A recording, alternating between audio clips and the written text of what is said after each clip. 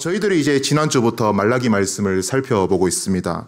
지난주 1장 말씀에서는 헛된 예배에 대해서 그 헛된 예배를 드리는 이스라엘 백성들을 책망하시는 그 하나님의 말씀에 대해서 우리가 살펴봤습니다. 이스라엘 백성들은 흠이 있고 부정한 짐승을 제물로 하나님께 드렸죠. 이에 하나님께서는 그들에게 이럴 거면 제사를 드리지 마라. 차라리 성전의 문을 닫아라 라고 말씀하시며 그들의 그 헛된 예배를 경멸하셨습니다. 그러나 그럼에도 불구하고 하나님께서는 그들을 사랑하신다라고 말씀하고 계심을 저희들이 살펴봤습니다.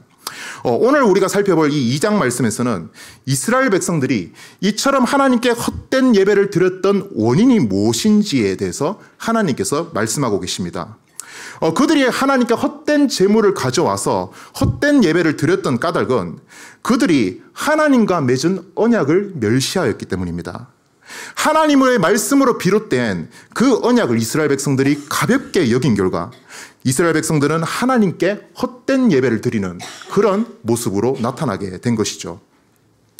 특히 오늘 우리가 살펴보는 2장 말씀은 두 개의 파트로 나눌 수가 있습니다. 먼저 1절에서 9절까지 말씀은 하나님의 언약을 멸시하는 제사장들을 향한 하나님의 책망, 그리고 10절에서 17절까지 말씀은 하나님의 언약을 멸시하는 이스라엘 백성들을 향한 하나님의 책망의 말씀으로 나눌 수가 있습니다. 특별히 오늘은 1절에서 9절까지 제사장들을 향한 하나님의 책망에 대해서 살펴보고자 합니다. 사실 이스라엘에서 이 제사장이란 직분은 막중한 영향력을 가진 그런 직분이었습니다. 왜냐하면 이스라엘 백성 가운데 있는 제사장의 타락이 곧 이스라엘 백성의 타락으로 이어졌기 때문입니다. 오늘날 저와 여러분들 또한 하나님께서 왕같은 제사장으로 부르셨죠. 그러므로 저와 여러분들의 그 부르심 또한 그 영향력 또한 막중한 것 같습니다. 우리가 이 말씀을 통하여서 우리를 그 제사장으로 부르신 하나님 아버지의 마음과 뜻이 무엇인지 한번 헤아려보는 은혜가 있기를 소망합니다. 먼저 우리는 하나님께서 제사장을 세우신 이유와 목적이 무엇인가에 대해서 생각해 볼 필요가 있습니다. 구약 성경을 보면은 제사장이 크게 두 가지의 사역을 주로 수행하는 것을 볼 수가 있습니다. 첫 번째는 이스라엘 백성들을 대표하여서 하나님께 제사를 드리는 것. 그리고 두 번째로는 이스라엘 백성들에게 하나님의 말씀을 선포하고 가르치는 것.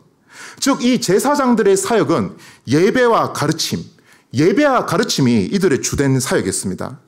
그리고 이 예배와 가르침 이 두 가지의 사역은 한 가지의 목적을 지향함을 우리는 알 수 있습니다. 그것은 바로 이스라엘 백성들을 하나님께로 인도하는 것이었습니다. 이 제사장들은 자신의 삶을 통해서 가르치는 그 말씀의 가르침과 이 예배를 통하여서 죄로 말미암아 그릇된 길로 걸어가고 있는 이스라엘 백성들을 하나님께 돌이키고 그들이 하나님과 원만한 관계 안에 있도록 하기 위하여서 세움받은 자들입니다. 여러분, 우리가 지금 말라기서에서 이제 이 제사장에 대해서 살펴보고 있잖아요. 근데 사실 이 제사장이라는 직분은 말라기 선지자가 활동하기 아주 오래전, 약 1000년 전에 출애굽 시대 때부터 이어져 오고 있었던 이 직분입니다. 출애굽부터 이 말라기까지 1000년이라는 이 긴 시간 동안 이스라엘 가운데는 수많은 우유곡절의 사건들이 있었죠. 전쟁이 있었고 나라가 분열되고 때로는 나라가 멸망하여서 그의 백성들이 포로로 끌려가고 그러한 힘든 상황 속에서도 제사장이라는 이 직분이 고스란히 보존될 수 있었던 까닭은 하나님께서 레위 자손과 맺은 언약이 그 가운데 있었기 때문입니다. 하나님께서 레위 자손과 맺은 그 언약으로 말미암아 하나님께서 제사장을 세우셨기 때문에 이스라엘의 어떤 그 흥망성쇠에도 불구하고 제사장이라는 직분은 이어져 올 수가 있었죠. 그래서 5절 말씀을 보면은 이 언약을 레위 언약, 생명과 평강의 언약이라고 부릅니다. 우리가 이 생명과 평강의 언약, 레위 언약이 구체적으로 무엇인지를 살펴보기 위해서 민수기 25장으로 우리가 잠깐 갈 필요가 있습니다. 민수기 25장 말씀은 광야의 이스라엘 백성들이 이 발람이라는 이 이방 거짓 선지자의 꼬임으로 모압 여인들과 음행을 하는 이런 사건이 나타나게 됩니다. 우리는 이를 바알부올 사건이라고 부르기도 하죠.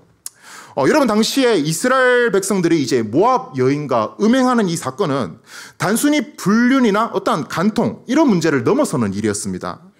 당시에 이방 여인과 음행한다는 것은 곧 이방에 있는 그 신에게 예배하고 그 신을 섬긴다라는 이런 행동이었거든요. 즉 이스라엘 백성들은 모압 여인과 음행함으로 말미암아 하나님을 반역하고 하나님으로부터 돌아서 모압 지방에 있는 그 신들을 섬기고 예배를 했던 것입니다. 그 모습을 본 하나님께서는 이스라엘에게 진노하기 시작하시죠.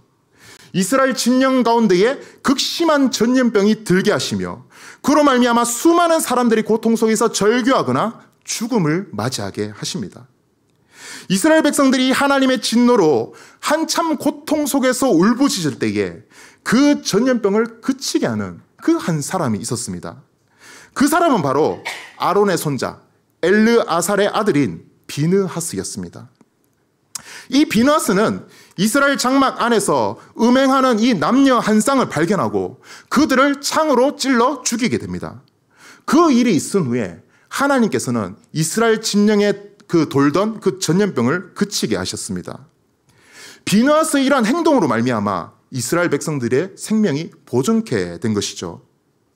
여러분, 우리는 이 사건을 어떻게 이해해야 될까요? 민수기 말씀 보면은 하나님께서 비느하스를 이렇게 평가하고 계십니다. 비느하스가 내 질투심으로 질투하여 이스라엘 자손 중에 내 노를 돌이켜서 내 질투심으로 그들을 소멸하지 않게 하였도다. 즉 비느하스가 장막 안에서 음행하는 남녀를 창으로 찔러 죽인 이 사건은 비느하스의 단순히 자신에게 안에 있는 어떤 의로움, 정의감으로 행한 그러한 행동이 아니었던 것입니다.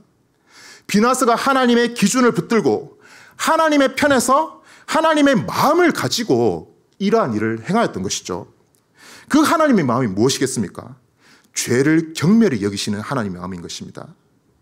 하나님을 반역하고 하나님을 돌아선 그 죄를 경멸히 여기시는 그 마음을 비느하스가 그 마음에 담고 그 일을 행하였기 때문에 그것 가운데에 하나님의 진노가 그칠 수가 있었던 것이죠.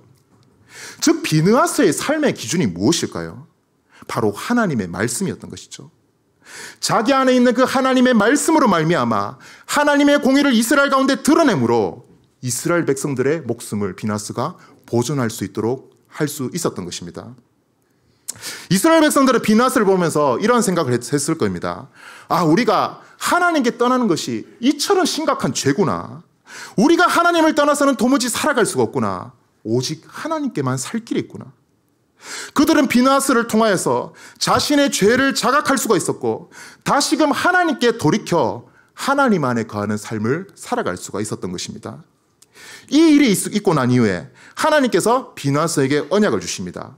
우리는 이것을 레위 언약, 생명과 평강의 언약이라고 부릅니다. 제가 세번역 성경을 이제 좀 인용해 왔는데요. 이렇게 되어 있습니다. 하나님께서 말씀하세요. 그러므로 너는 내가 비느하스와 평화의 언약을 맺으려 한다고 말하여라. 13절에서 이제 그 언약의 내용이 있습니다. 우리 다 함께 읽어보도록 하겠습니다. 시작. 그와 그 뒤를 잇는 자손에게 영원한 제사장 직분을 보장하는 언약을 세우겠다. 그는 나밖에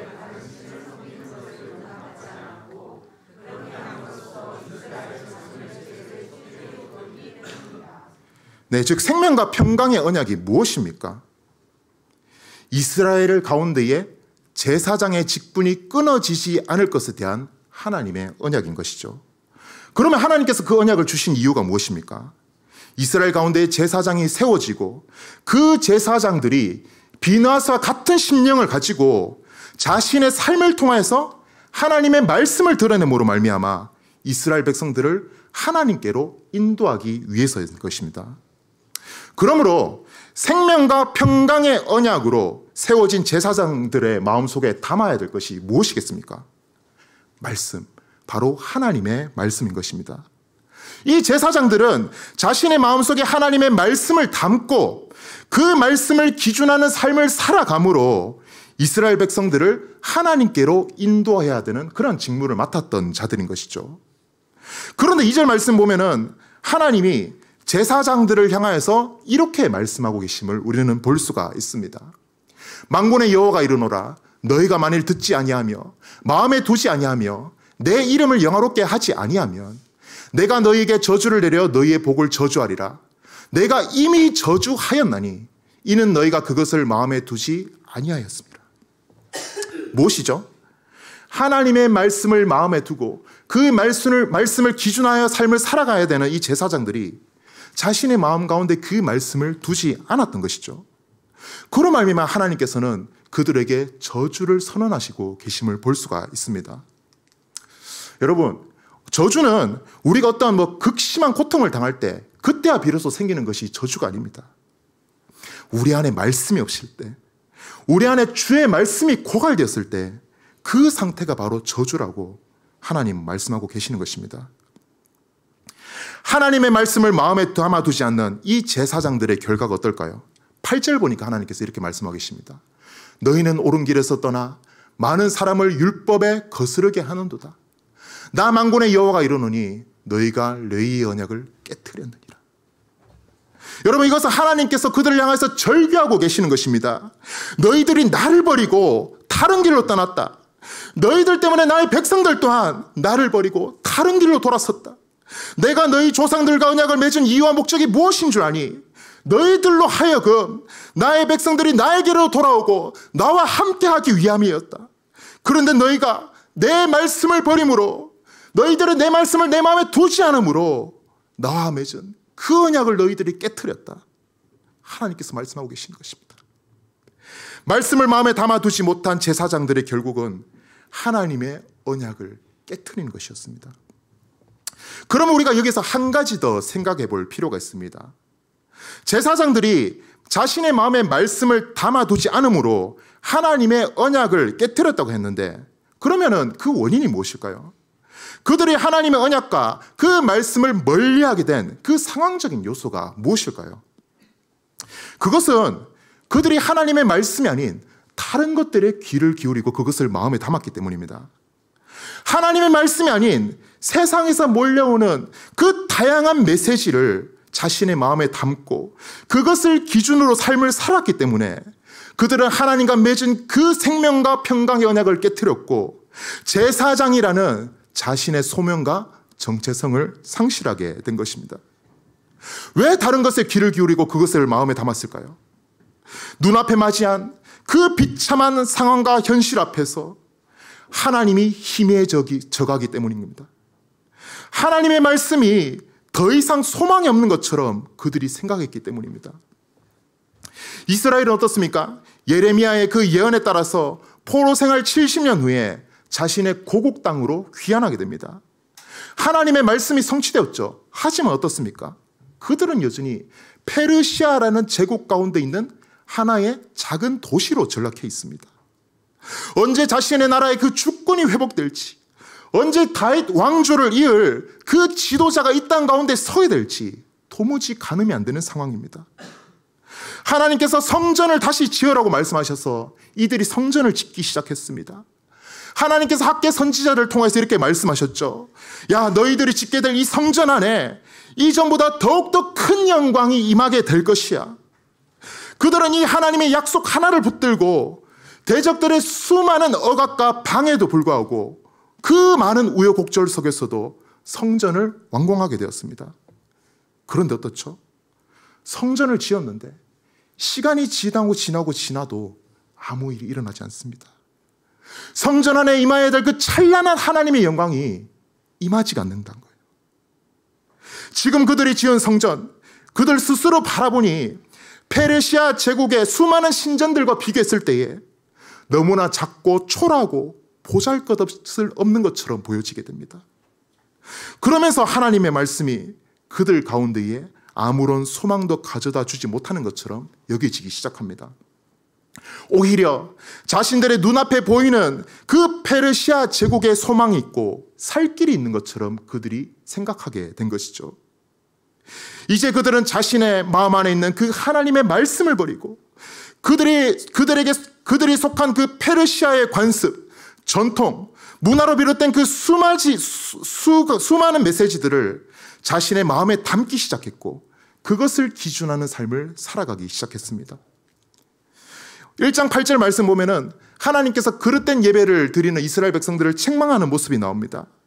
이 말씀 보면은 그들은 부정한 짐승을 가져와 하나님께 제물로 드렸습니다. 하지만 좋은 짐승은 그들을 다스리는 총독에게 바치고 있었습니다. 여러분, 심지어 왕도 아니고 총독입니다. 하나님이 아닌 자신을 관할하는 그 총독에게 로비를 하고 그 총독에게 잘 보이는 것만이 유일한 소망이요 살 길이라고 이들이 생각했던 것입니다. 말라기서 2장 11절 말씀에 보면은 이 이스라엘 백성들이 자신의 아내를 버리고 자신의 아내와 이혼하고 이방신의 딸들과 결혼하기 시작했다고 이야기합니다. 무엇입니까? 하나님이 아닌 그곳에 있는 이방신들이 나를 살게 할 것이라고, 그 이방신들이 나에게 궁극적인 소망을 안겨줄 것이라고 이들이 생각했던 것입니다. 민수기 25장에 아까 살펴본 그 바알볼의 사건이 동일하게 지금 재현되고 있는 모습을 볼 수가 있습니다. 하나님의 말씀을 저버린 제사장들, 그들 마음 가운데 다른 것들이 담겨져 있을 때에 그들은 더 이상 이스라엘 백성들을 하나님께 돌이키려는 그 역할을 감당할 수가 없었습니다. 지금 그들에게 제사장이라는 직무는 먹고 살기 위한 직업, 그 이상도 그 이하도 아니었던 것이죠. 여러분, 여기서 우리가 좀 생각해 볼 것이 있습니다. 저와 여러분들은 어떻습니까? 저와 여러분들은 무엇을 마음에 담고 있으며 무엇을 마음에 담아 그것을 기준으로 하는 삶을 살아가고 있습니까? 우리 또한 메시지가 난무하는 시대를 살아가고 있죠. 지금도 곳곳에서 다양한 가치와 생각과 신념들이 우리의 마음을 스치고 있습니다. 때로는 그것들이 하나님의 말씀보다 더욱더 가치 있고 더욱더 능력 있고 소망 있고 탐스럽게 여겨질 때가 있습니다. 그러나 우리가 이 말씀을 통하여서 우리가 기억해야 될 것이 있습니다. 우리의 마음에 담겨져 있는 것이 여러분 곧 우리의 신앙입니다.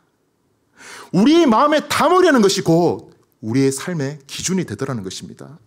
그것이 우리의 삶을 지배한다는 것이죠. 만약 우리 마음 가운데에 하나님의 말씀이 아닌 돈, 어떠한 주식, 부동산과 같은 그런 물질이 담겨져 있다면 그 물질에 이끌리는 삶을 우리가 살아가게 될 것입니다. 만약 우리 마음 가운데 하나님의 말씀이 아닌 그 세상이 말하는 어떠한 성공, 나의 출세, 자녀의 잘됨, 이러한 것들이 담겨져 있다면 우리는 하나님을 신앙하는 삶이 아닌 그것을 신앙하며 그것을 따르는 그런 삶을 살아가게 되더라는 것입니다. 세상에서 들려오는 그 수많은 메시지들은 끊임없이 우리의 마음 가운데 속삭이고 있습니다. 하나님이 아닌 다른 것에 소망이 있다. 하나님의 말씀이 아닌 너희들 다른 것을 너희들 마음 가운데 담아야 된다. 이렇게 이야기하고 있는 것이죠. 그럴 때 결과가 어떻습니까? 오늘 말씀에 나타나는 이 제사장들처럼 겉모습은 그리스도인인데 우리의 실상은 그렇게 되지 않는다라는 것입니다. 하나님께 헛된 예배를 드리게 되며 세상에 아무런 영향력을 줄 수 없는 종교인으로 전락할 수도 있게 된다는 것이죠. 오늘 3절 말씀 보면은 하나님께서 생명과 평강의 언약을 깨트린 제사장들에게 심판을 선언하고 있습니다. 저희 함께 읽어보도록 하겠습니다. 시작. 보라, 내가 너희 자손을 꾸짖을 것이요 똥 곧 너희의 절기의 희생의 똥을 너희가 그것과 함께 제하여 버림을 당하라. 엄청 무서운 말씀을 지금 하고 계시는 것입니다. 너희 절기의 희생의 똥, 너희가 제물로 바치는 그 짐승의 똥, 그것을 너희의 얼굴에 바를 것이다. 그리고 그것과 함께 너희들을 제거하여 버릴 것이다. 레위기 제사법에 의하면은 하나님께 드리는 제물의 그 부위 중에 너무나 부정하기 때문에 차마 하나님께 드리지 못하는 부위가 있었습니다. 무엇일까요? 네, 그겁니다. 똥, 배설물. 네, 이게 좀 말하기 그렇지만 배설물입니다. 네, 짐승의 배설물은 하나님께 드리기 부정했기 때문에 드릴 수가 없었습니다. 그리고 이 짐승의 배설물은 너무나 부정했기 때문에 성막 안에서 처리할 수가 없었습니다. 그래서 이 배설물을 처리하기 위해서는 그것을 들어서 이스라엘 직령 밖으로 옮겨서 불에 태워서 그것을 완전히 없앴어야 됐습니다. 하나님의 말씀을 상실하여서 생명과 평강의 언약을 깨트린 제사장들의 최후가 이와 같다는 것입니다. 가장 거룩해야 될 이 제사장들이 가장 부정한 자로 간주되어서 철저하게 멸망당하는 것, 그것이 타락한 제사장들이 맞이하게 될 최후라고 하나님 말씀하고 계시는 것이죠. 여러분, 근데 이 말씀에서 끝나면은 얼마나 비참하고 소망이 없겠습니까? 그런데 4절 말씀 보면 하나님께서 제사장들에게 심판을 내리신 이유와 목적에 대해서 이렇게 말씀하고 계십니다. 저희 다 함께 읽어보도록 하겠습니다. 만군의 여호와가 이르노라. 내가 이 명령을 너희에게 내린 것은 너희와 세운 나의 언약이 항상 있게 하려 함인 줄을 너희가 알라. 하나님께서 부정한 제사장들에게 심판을 선언하신 목적과 이유가 무엇이라고 말씀하십니까? 레위와 세운 나의 언약, 생명과 평강의 언약이 사라지지 않고 항상 있게 하기 위해서 그렇게 하신다고 말씀하고 계시는 것이죠. 생명과 평강의 언약이 무엇이었죠? 이 땅 가운데에 하나님을 참되게 섬기는 제사장들이 끊어지지 않을 것에 대한 그런 언약이었습니다. 무엇입니까? 하나님께서 제사장들에게 심판을 선언하신 이유는 그들을 끊어내고 그들을 진멸하기 위한 목적이 아니었다는 것입니다. 오히려 하나님의 말씀을 마음에 담고 하나님을 참되게 섬기는 이 제사장들이 이 땅 가운데에 세워지도록 하기 위해서 하나님께서 이를 행하신다는 것이죠. 즉 하나님께서 심판을 선언하신 목적은 진멸이 아닌 회복이라는 사실을 우리는 알 수가 있습니다. 어떻게 이것이 가능하겠습니까?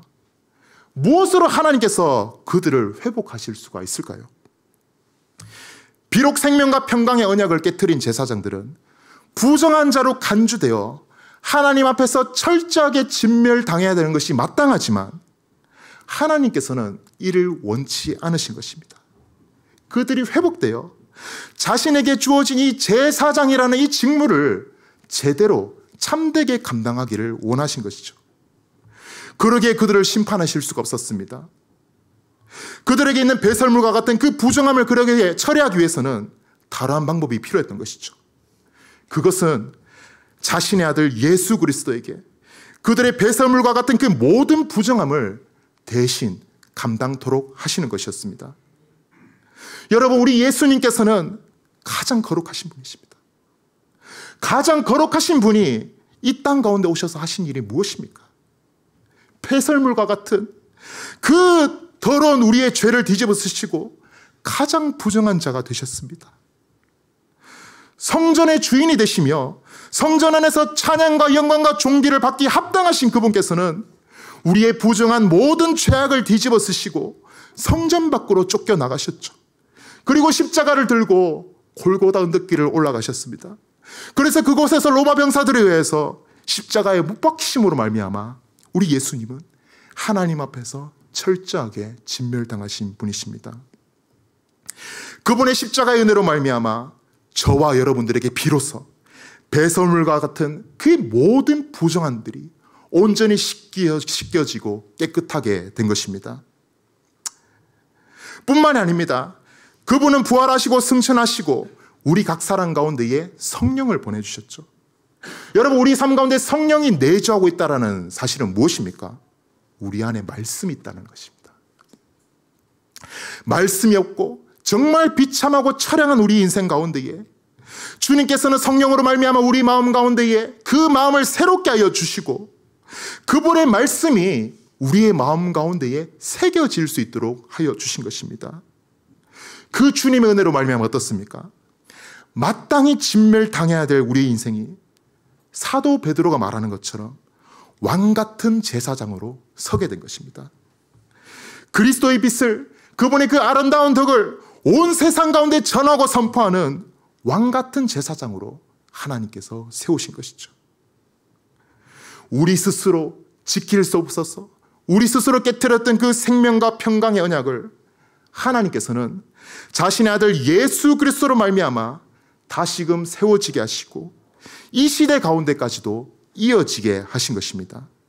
그리고 그것의 산 증인이 바로 이 자리에 있는 저와 여러분이라는 사실입니다. 여러분, 제가 이 말씀을 준비하면서 저 스스로를 되돌아보면서 참 많이 회개하는 시간을 가졌습니다. 제가 하나님 말씀을 전하는 사람으로 이곳에 서 있으면서 정작 제 스스로를 되돌아보니까 제 마음 가운데에 말씀이 메말라 있더라고요. 하나님의 말씀이 없는 저의 모습을 발견하게 되었습니다. 그리고 말씀이 있어야 될 그 자리 가운데에 다양한 메시지들이 그 자리를 대체하여 자리 잡고 있는 모습을 발견하게 되었습니다. 사역을 잘하는 것, 뭐 좋은 성적을 받는 것, 라인을 잘 타는 것, 아니면 돈을 잘 모은 것. 제 자신을 돌아보니까 어느 순간 제 삶의 그 모든 기준이 하나님의 말씀이 아닌 헛된 것들, 사역을 잘하기 위해서 내가 살아가고, 내가 어떤 것을 해서 출세하기 위해서 살아가고, 어떤 재정을 모으기 위해서 살아가고, 이런 것에 급급한 저의 모습을 제가 발견하게 되었습니다. 제가 이 자리 가운데서 말씀을 나누고 찬양 인도한다는 사실이 정말 두렵고 떨리라는 사실을 또한 저는 깨닫게 되었습니다. 드러나진 않았지만은 여러분, 제 마음 가운데도 여전히 배설물과 같은 그 부정함들이 끊임없이 올라오기 때문입니다. 보기에는 강단 앞에 서서 양복 입고 거룩한 척 하지만은 정작 제 마음의 실상이 그렇지 않더라고요. 아, 하나님께서 이를 드러내시면 과연 나는 살아갈 수 있을까? 얼마나 두렵고 떨리는지 모릅니다. 여러분, 그럼에도 불구하고 제가 지금 여러분들 앞에 서서 주의 말씀을 나누며 저의 삶 속에서 그리스도인으로서의 삶을 살아갈 수 있는 이유와 까닭이 무엇이겠습니까? 저의 힘과 능과 노력? 아닌 것이죠. 그럼에도 불구하고 저를 사랑하시고 긍휼히 여기시기 때문에 자신의 아들 예수 그리스도를 십자가에 내어주신 아버지 하나님의 용서와 사랑 때문인 것입니다. 그 은혜를 힘입어 여러분, 제가 이 자리 가운데 서 있는 것입니다. 여러분, 우리가 그 주님의 은혜를 더욱더 붙들었으면 좋겠습니다. 우리가 그리스도인을 살면서 뭐 잘한다고 어깨 올라가고 뭐 좀 부족하다고 주눅들 필요는 없는 것 같습니다. 우리 안에 배설물과 같이 올라오는 그 부정함들, 그것을 우리가 해결하지 않으면은 우리는 하나님 앞에서 우리가 그 무엇을 한다 하더라도 아무것도 아닌 존재가 되기 때문입니다. 우리를 깨끗게 하시고 새롭게 하시는 그 예수 그리스도의 은혜로 말미암아 저와 여러분들이 그리스도인이요, 왕같은 제사장으로서의 삶을 살아갈 수 있다는 사실 기억하시기 바랍니다. 주님께서 이를 통하여서 저와 여러분들의 마음 가운데에 생명과 평강의 언약을 품게 하십니다. 저와 여러분들의 삶을 통하여서 그리스도의 말씀이 드러나게 하십니다.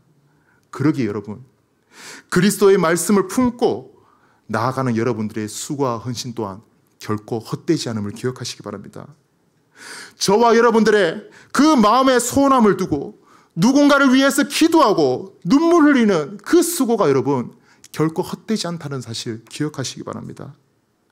하나님께서는 그 예수 그리스도로 말미암아 왕같은 제사장으로 세워진 저와 여러분들의 삶을 통하여서 지금도 일하시며 새 역사를 펼쳐나가고 계십니다. 세상의 방편으로 증명된 것이 아닙니다. 그러기에 우리에게 필요한 것이 무엇이겠습니까? 바로 믿음인 것입니다. 부정한 나를 온전케 하시는 그리스도를 바라보는 믿음, 나에게 심겨진 생명과 평강의 언약을 통하여서 새 일을 행하실 그 하나님을 바라보는 믿음, 그 믿음 붙들고 여러분, 혼탁하고 흔들리는 그 세상 가운데서도 그리스도의 빛을 밝히 드러내는 왕같은 제사장으로 쓰임받는 우리 사랑하는 모든 성도님들 되시기를 주님 이름으로 간절히 소망합니다.